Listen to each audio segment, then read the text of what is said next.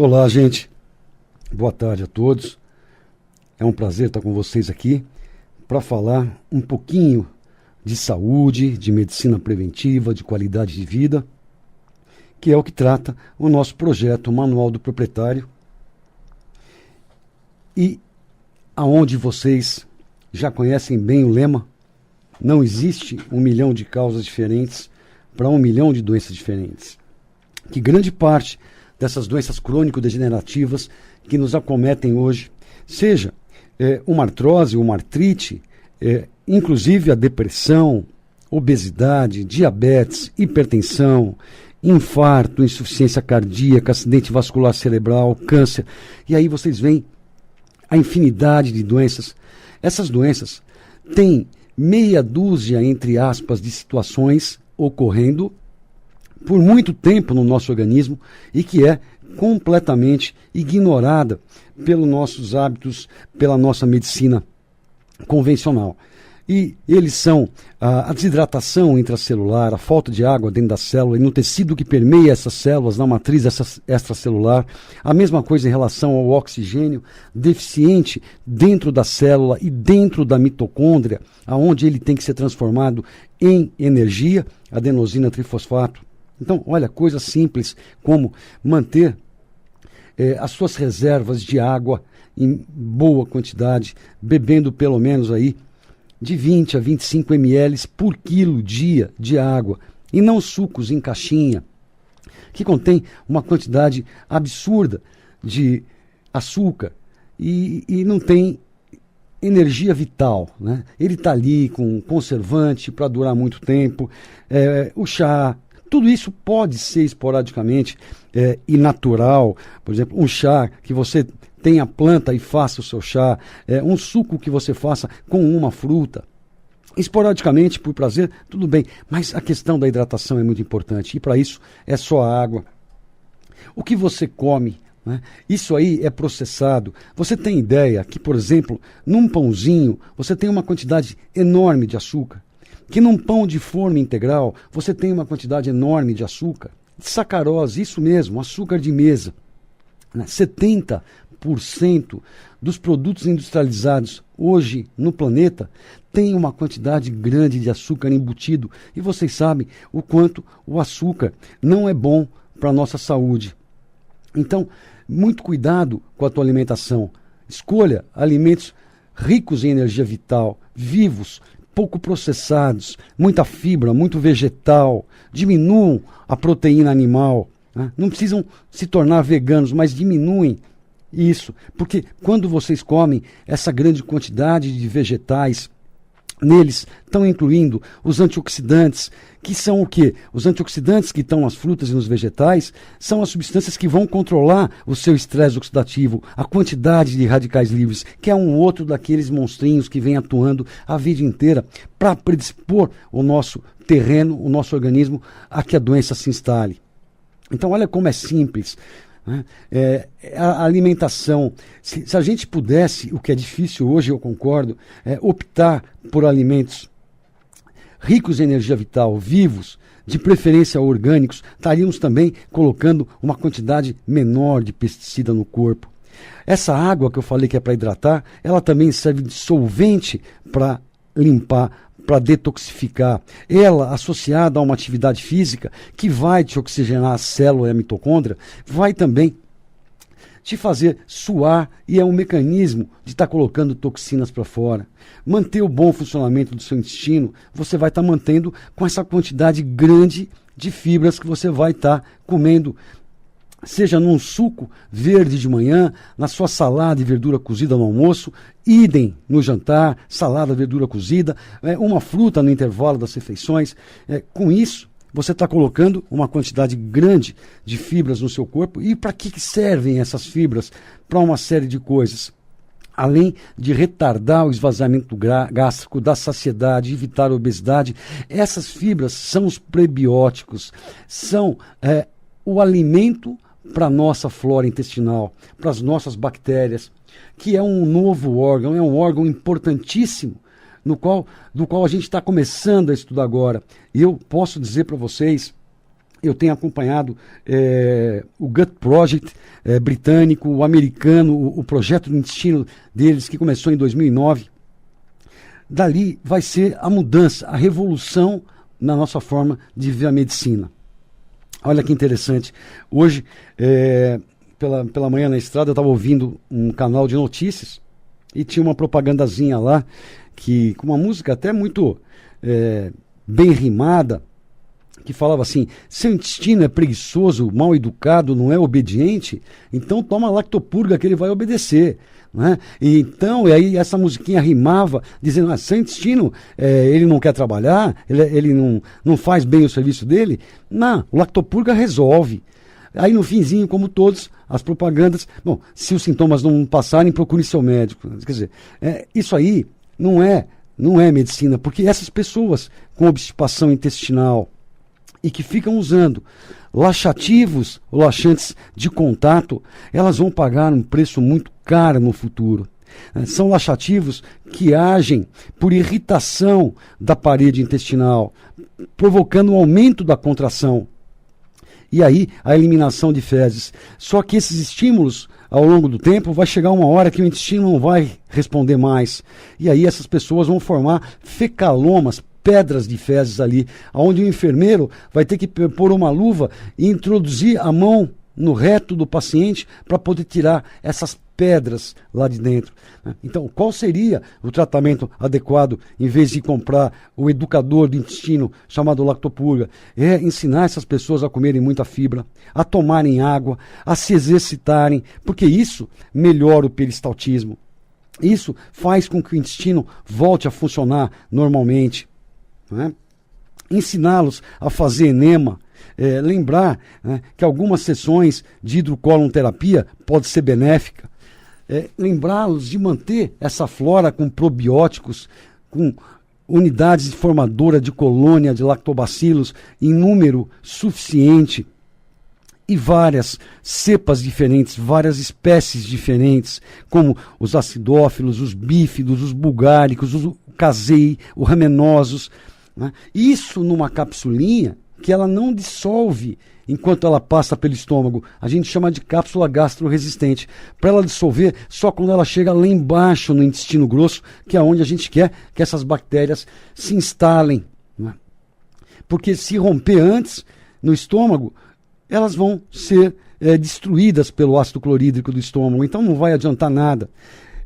Então isso é muito importante. Hoje no planeta nós já estamos fazendo transplante de bioma fecal, ou seja, transplante das bactérias de intestinos saudáveis para pessoas doentes e melhorando muito. Para vocês terem uma ideia, só na Inglaterra tem um serviço em Londres que tem 5.000 casos documentados desse transplante.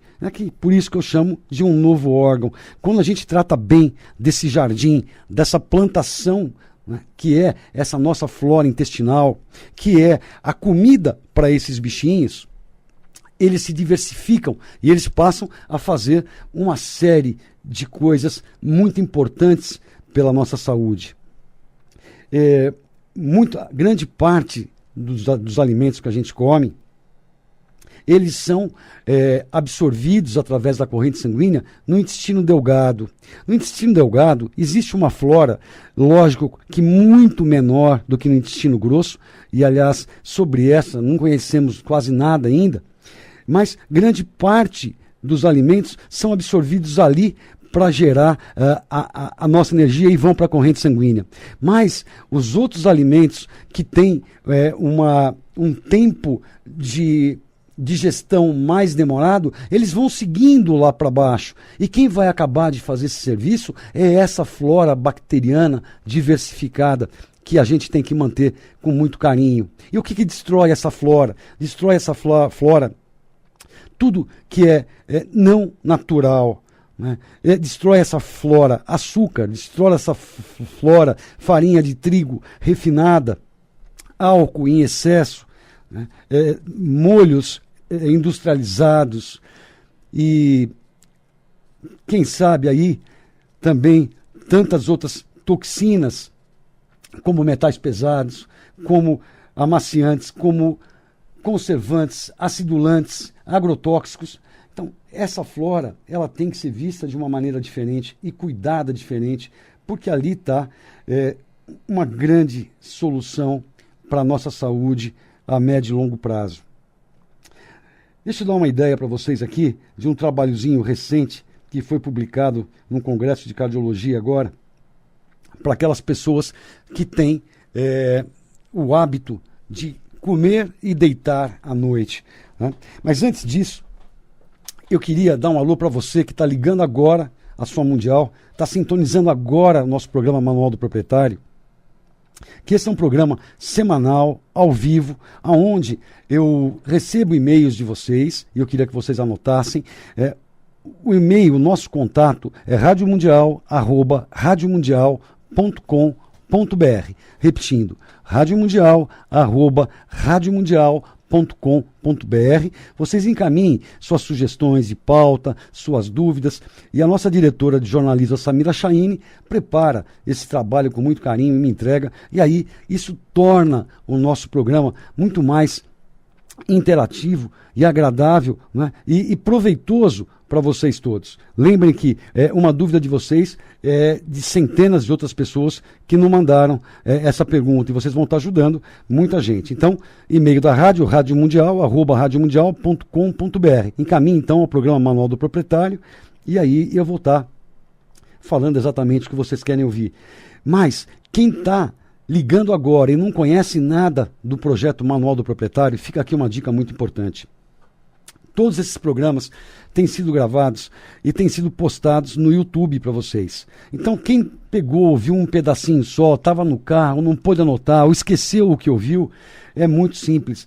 É youtube.com/o meu nome, Dr. Edmond Sabe Júnior. Ali vão abrir vários vídeos, cada um deles tem um título, e vocês podem depois, com calma, no celular, está assistindo, está anotando, está conversando com pessoas da área de saúde, está pesquisando isso, e passar a utilizar, isso é o mais importante, e divulgar isso para amigos no trabalho, para familiares, para vizinhos, para todos que vocês puderem, porque em muito pouco tempo vocês vão ver a melhora da qualidade de vida dessas pessoas. Olha que interessante esse estudozinho assim, porque para muita gente, especialmente quem passa o dia todo fora de casa, no trabalho, estudando, o jantar se transformou na principal refeição do dia. Mas, no entanto, comer à noite, especialmente quando a refeição é farta e realizada perto da hora de dormir, pode alterar o organismo e os processos digestivos. Esse estudo, realizado com 700 pacientes adultos e apresentado num congresso recente da Sociedade Europeia de Cardiologia, analisou a relação entre as horas nas quais se consome alimentos e os efeitos no organismo. Olha só, pessoal, a pesquisa constatou que ingerir alimentos tarde da noite gera um impacto significativo na pressão arterial. Durante a noite, o processo fisiológico normal é a queda da pressão arterial. Normalmente a pressão diminui um pouco à noite, mas o estudo descobriu que 24,2% dos participantes que comiam até 2 horas antes de se deitarem não registraram uma queda adequada dessa pressão sanguínea. E entre os que haviam jantado mais cedo, essa porcentagem foi bem menor, foi de 14%.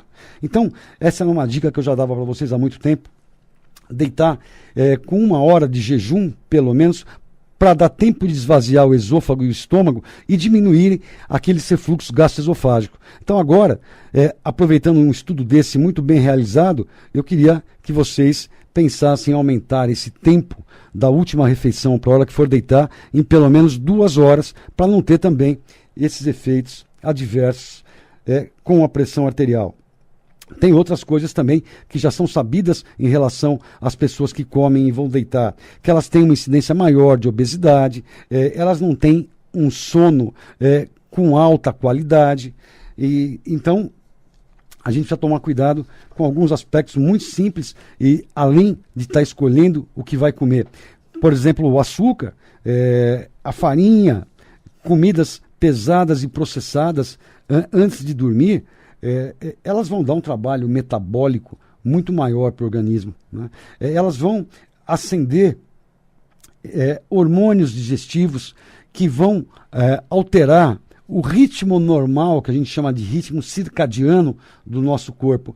E isso vai também, a médio e longo prazo, trazer distúrbios de saúde para todos nós. Então, é muito fácil a gente voltar para aquele nosso esquema do manual do proprietário, né?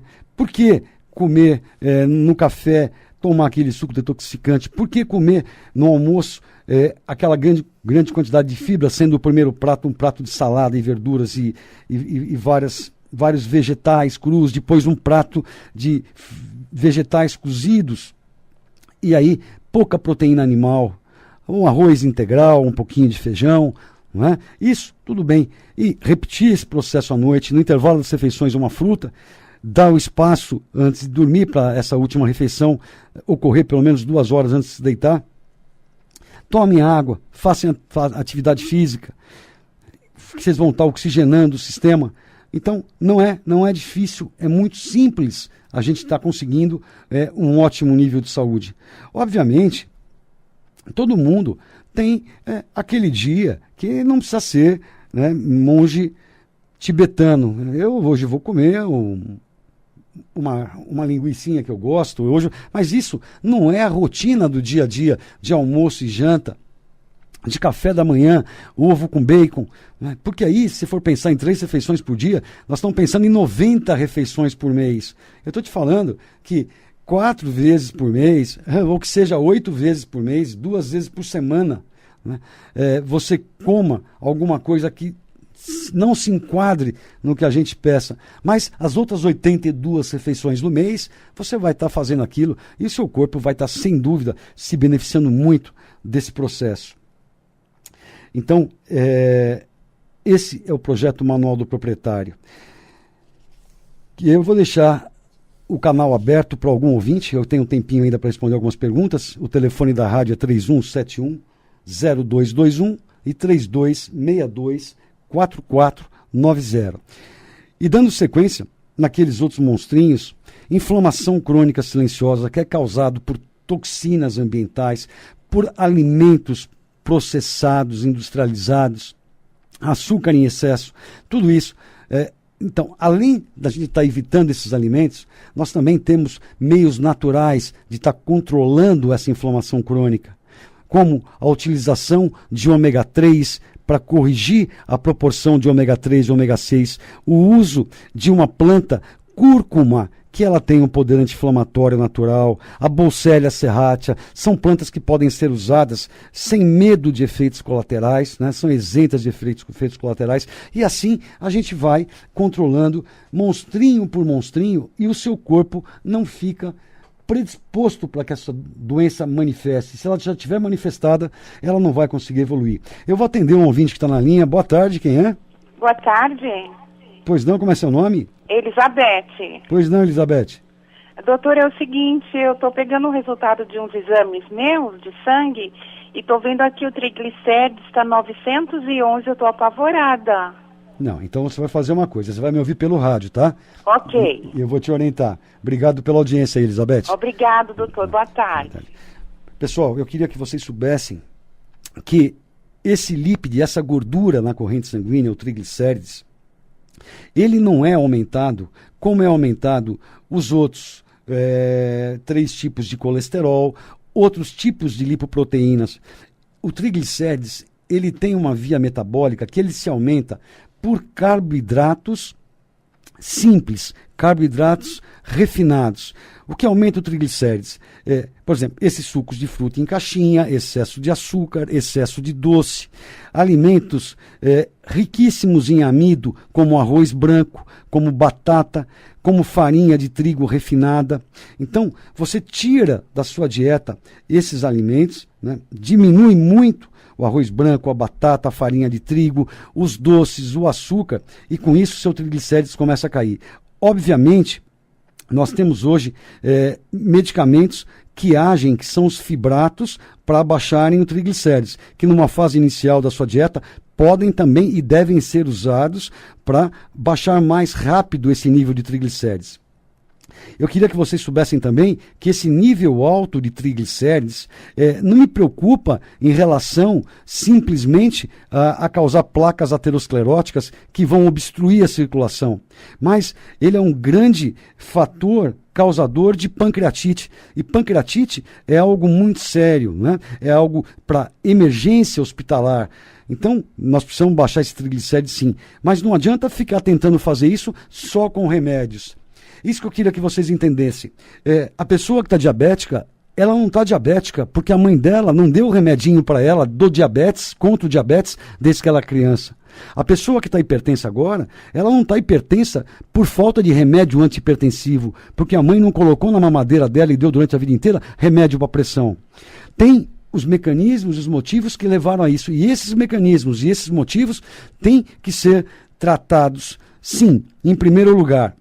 Nem que, no primeiro instante, a gente utilize os medicamentos da alopatia, da medicina convencional, para acelerar esse processo. Mas esses remédios também trazem efeitos colaterais para serem usados durante uma vida toda. Então, a primeira coisa é mudar o estilo de vida.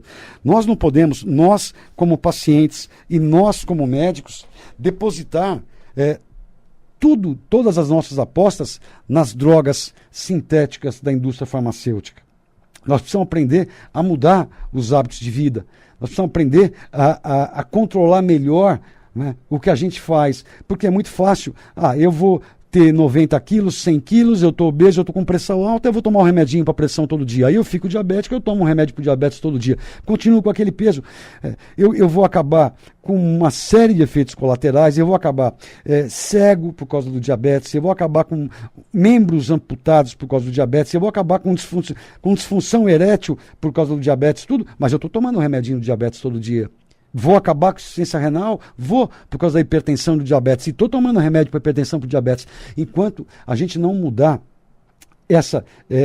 esse modo de pensar e de agir, depositando nas drogas sintéticas a salvação do planeta, nós vamos cada vez mais caminhar para a doença, que é o que vocês estão vendo hoje. 3 em cada 4 americanos estão com sobrepeso ou obesidade. A hipertensão, o diabetes, só aumenta no mundo inteiro. O diabetes tipo 2, que só ocorria em pacientes adultos, hoje está ocorrendo em adolescentes. Então nós estamos perdendo de goleada a questão da saúde. E isso está acabando com o planeta. E cada vez consumindo mais remédio, mais remédio, mais remédio. Só tem um beneficiário desse processo todo, que é quem produz esses remédios. Obviamente, tem os remédios e são importantíssimos, salvam vidas, quando usados com bom senso, com lógica, e quando conseguimos fazer a pessoa entender que ela tem que mudar de trajetória, tem que mudar de ritmo, ela tem que alcançar por si a satisfação de conseguir ver a vitória dela sobre os hábitos, sobre a vontade, né? A força de vontade prevalecer sobre o desejo. E ela observar isso no dia a dia, no corpo dela, na pressão diminuindo, no diabetes diminuindo, no triglicéride diminuindo, aumentando a energia, aumentando a disposição. É muito simples o processo. Bom, pessoal, eu queria dizer para vocês que o nosso papo é muito legal, por isso nosso tempo voa. Desejar uma ótima semana a todos. E terça-feira que vem, estamos junto aqui. Abração. Tchau, tchau, gente.